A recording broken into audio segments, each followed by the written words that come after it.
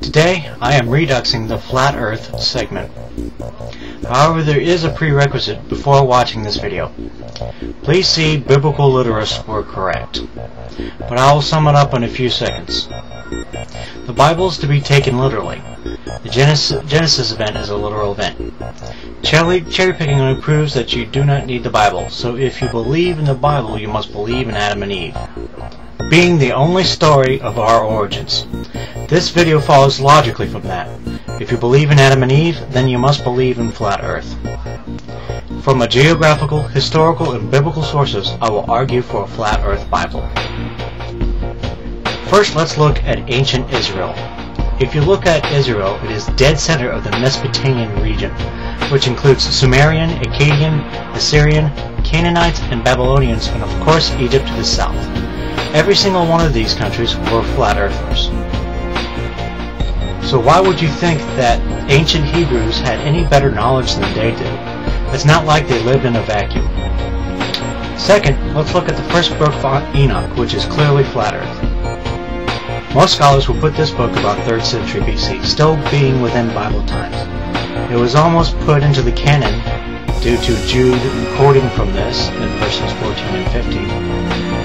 As well, many church fathers, such as Justin Martyr, Irenaeus, Origen, Clement of Alexandria, and Tertullian, believed in the canonicity of Enoch. In another video, I will argue for the case of the canonicity of Enoch. Third, some church fathers were in support of flat earth. St. Augustus and some other fine fellows, I cannot pronounce them. Let's look at what St. Augustus has said. But as to the fable that there are Antipodes, that is the same men on opposite sides of the earth, where the sun rises and when it sets to us, men who walk upon their feet opposite to ours, that is on no grounds credible. And indeed, it is not affirmed that it has been learned by historical knowledge, but by scientific conjecture, on the ground that the earth is suspended within the concavity of the sky, and that there is much room on one side of it as on the other. Hence they say that the part of which is free also be inhabited, but they do not remark that, though it be supposed or scientifically demonstrated that the world is round and spherical form, yet it does not follow that the other side of the earth is bare of water, nor even though it be bare, does it immediately follow that it's peopled. Finally, we can get to the Bible now. Many will say that Isaiah chapter 40, verse 22, proves that the Bible says the earth is round. Well, let's read that passage. He sits enthroned above the circle of the earth, and his people are like grasshoppers. He stretches the heavens up like a canopy, and spreads them out like a tent to live in. The problem is that every translation says circle, and the roundness of objects doesn't always mean a sphere.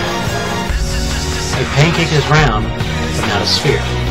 Let's look at the word used, cherung. There is nowhere in the Bible cherung is denoted as a sphere shape, only a two-dimensional circular shape. Is there a word that denotes a spherical shape? They were. It has been used to denote a sphere. It has also been used to denote circles like cherung. Even if we take that into consideration, cherung would have been, still have been a better choice of words. So from this passage, we can clearly see a dome-like structure is being depicted. It is a fact that a solid dome belief came from the Babylonians, and that the Bible clearly rips from this. Let's regress back to Enoch and see where he talks of similar things. I went to the direction of the north, and the extreme ends of the earth. And there at the extreme ends of the whole world I saw a great and glorious seat. There also I saw 3 gates opened of heaven. When it blows cold, hail, frost, snow, dew, rain, through each one of these gates the wind proceeds in a northwesterly direction. 1 Enoch chapter 34, verses 1 and 2.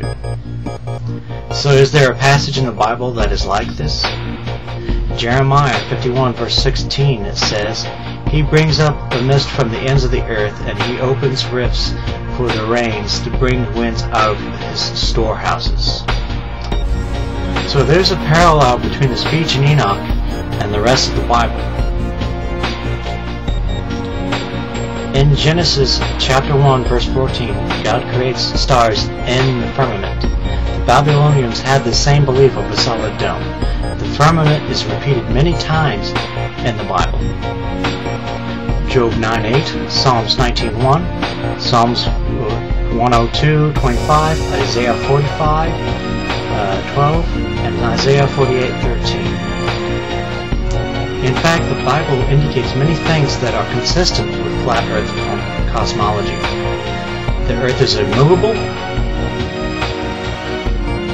The Earth has edges, pillars, and foundations.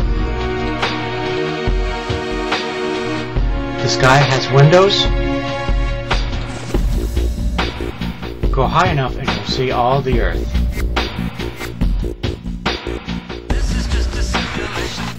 Finally, the entire chapter of Job 38. It completely spells out flat Earth cosmology. The Earth is stamped out like clay. It has storehouses for hail and rain. The Bible can't be any more clear than this. The Earth is flat. So if you think the Bible is to be taken literally, creationism and all, then you must be a flat Earth. If you don't, then you're nothing better than a cherry.